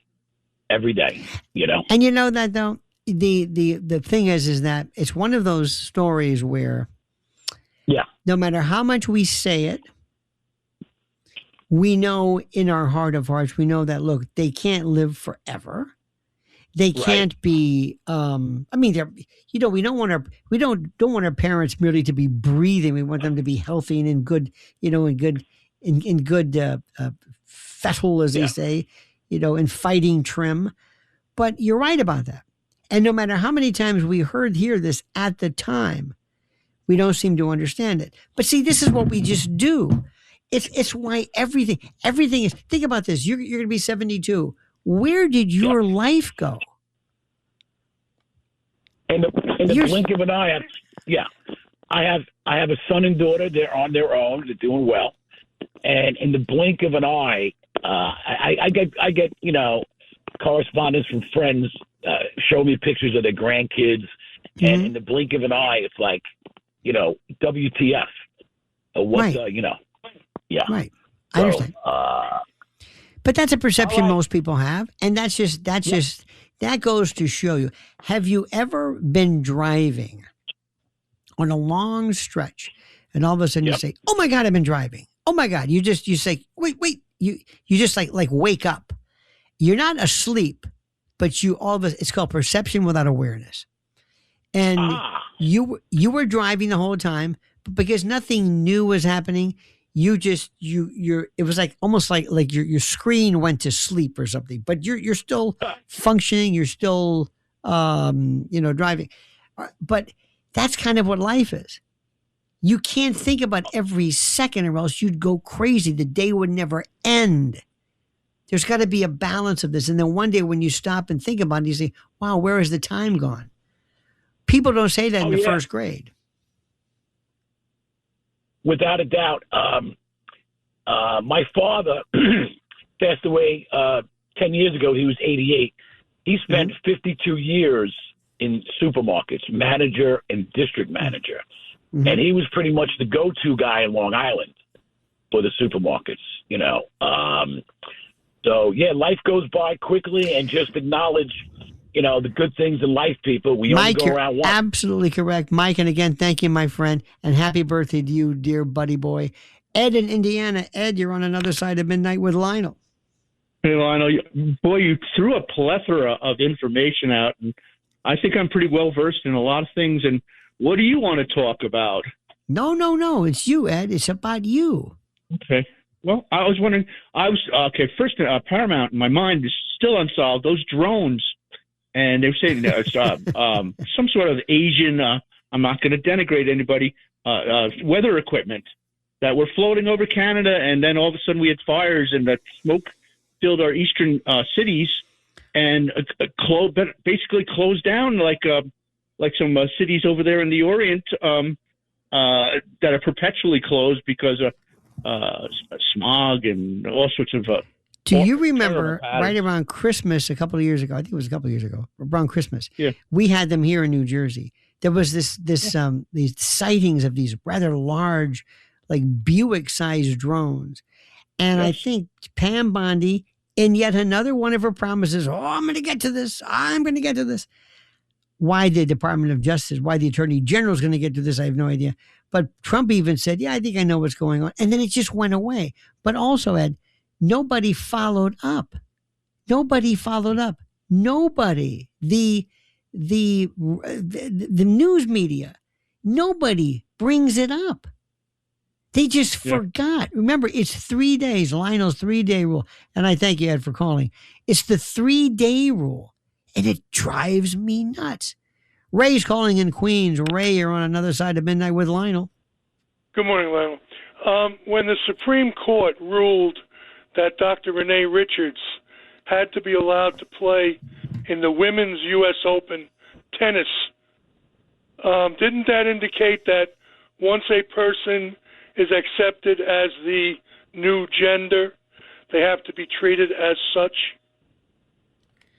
First, I'm trying to see, did she go before the Supreme Court? Yes.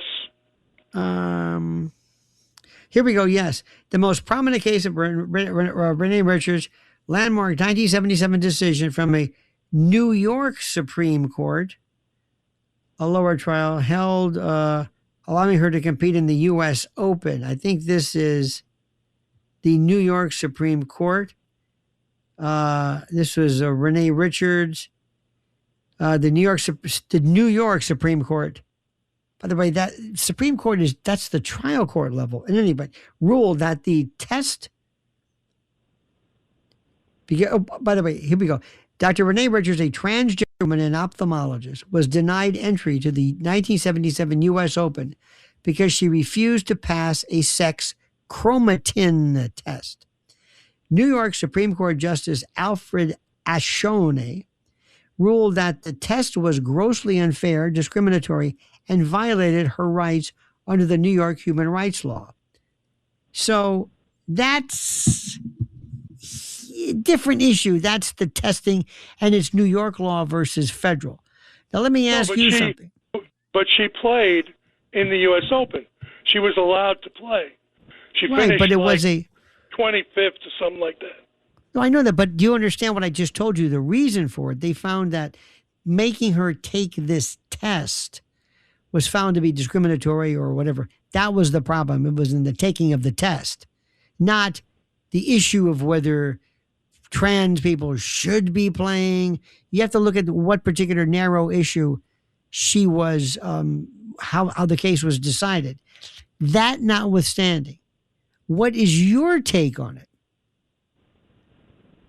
I believe that if a male transitions to a female and has the surgery complete, that person is then a female. What do you mean? If all genitalia is removed, Ray, then I believe the person is a female. Well, you can be a female, you can be an onion ring, you can call somebody whatever you want. For purposes of sports, you do recognize, Ray, that we have laws that prohibit people from taking performance enhancing drugs, correct? It gives them an unfair. Yes. All right, good. Now, if a person has already been through puberty, and this woman is a, let's say, 35, 40-year-old man who has already been through puberty, has the benefits of whatever strength or musculature, physiognomy, whatever you want to call it. If they've already enjoyed that, then having their genitals lopped off doesn't make any difference. They have that strength. They have that power. Just like, for example, if a man were to, God forbid, get into some type of an accident and lose his penis or scrotum or testes or what have you, he's not going to be disqualified as a male just because he doesn't have that. Well, a man who doesn't have that equipment because of surgery shouldn't be eliminated either. She's still a male. Well, I think that's the problem, is that the modern transsexual athlete is simply too good, as opposed to Dr. Renee Richards, who they knew wasn't going to win. I think if she had been head and shoulders above all of the other female tennis players. Right, she's one of the She's one of the first. She's one of the first male to female players who wasn't great, who wasn't dominating. But that notwithstanding, the issue is they don't really care how she did. The issue is it's not the physical equipment. It's not the hormone treatment. That's not it. It's what she feels like in her head, in her soul, in her heart. That's the issue. So you don't accept that agenda can be changed? No. What I'm saying is, I believe that if a person has a surgery that is done, irrespective, this is a man. This is a man. The person could have, let's say, a blow to the head and think he's a woman. A man can have some schizophrenic attack and think he's a woman. A man can, whatever, have some kind of dysmorphia to the point where he thinks she's a woman or he's a woman. That doesn't change anything. The thing about sports is their ability, the unfair physical ability that a man has compared to a woman. Now, that doesn't mean that he can't beat Venus Williams or, that's a different story. That's the issue. They're confusing. I don't care if you want to call yourself anything you want. I have no problem with that. None. If you want to call yourself a woman, it doesn't matter. When you're So you would not be in favor of a transsexual's driver's license being changed from male to female? Oh, that's no problem. I don't care about that because there's nothing inherently discriminatory or there's no performance-based. That's just a classification. If you wanted to change race, if you wanted to change a different picture, if you just wanted to say, as long as this person driving is this person in the, on the license, you can change your name. Women change their names after they get married. You can say whatever you want. I don't care. As long as this person identifying as an onion ring is the person in this picture. And by the way, thank you for your call. That's fine with me. No problem. I'm only talking about performance in terms of sports. That's when it comes into play. Our number is 800-848-9222. This is Another Side of Midnight with Lionel. All night long, this is Another Side of Midnight with Lionel.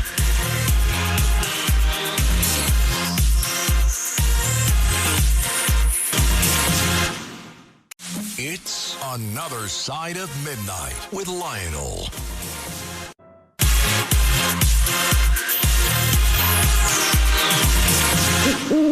This is Another Side of Midnight with Lionel. Now, to the Bernard McGurk Studios, here's Lionel. I love this. Chicago 1, I'm a Man. Listen to Peter Cetera play bass. This is that first double. Listen to Terry Kath on the guitar. Glavis. In the 1970s, play this a little bit more, Bill. In the 1970s, in the Catholic Church, maybe you remember this, we had this thing called the Folk Mass.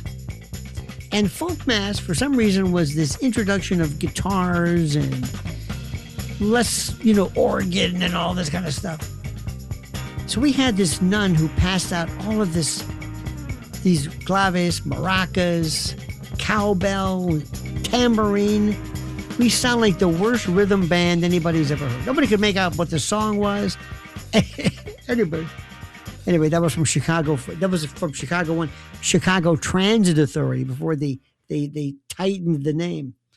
My friends, this is one of those things where I'm thinking to myself, why are we even discussing this? Well, because we're on the air, of course.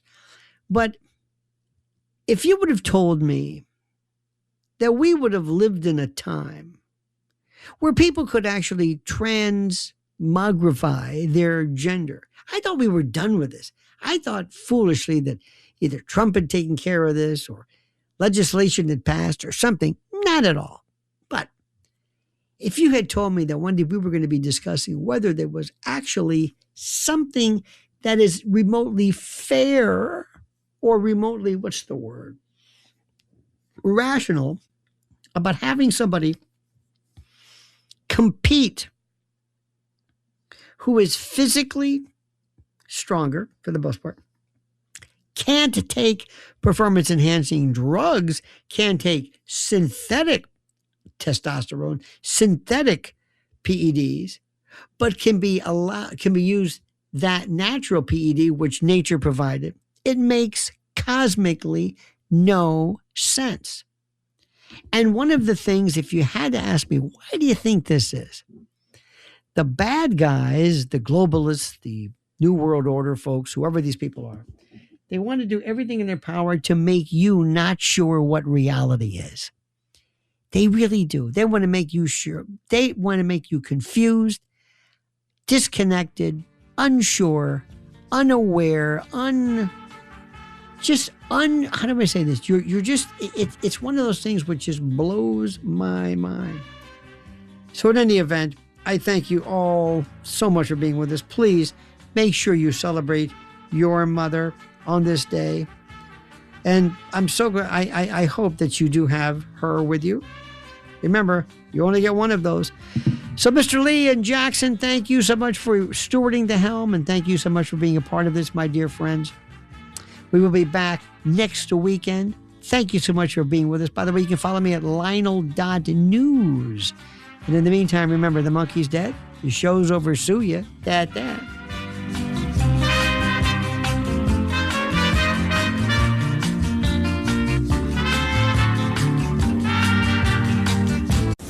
Thanks for listening to Another Side of Midnight with Lionel. You can listen to Another Side of Midnight Saturday and Sunday from 1 a.m. to 5 a.m. on 77 WABC. If you like the podcast, share it with your friends and listen anytime at WABCRadio.com and download the WABC Radio app. Hit that subscribe button on all major podcast platforms. Plus, follow WABC on social on Instagram, TikTok, Facebook, and X. See you next time for a new episode so you never have to wonder. What the heck is going on here? The Marine Toys for Tots foster care program is bringing hope to children who need it most. Every 2 minutes, a child enters foster care, often with only a small bag of belongings. More than 400,000 children face trauma and uncertainty, many before age 8. This May, during Foster Care Awareness Month, Toys for Tots is creating Room for Joy. In 2025, nearly 375,000 children received comfort through toys, books, and essentials, reminding them they are not alone. Donate now and change a child's life.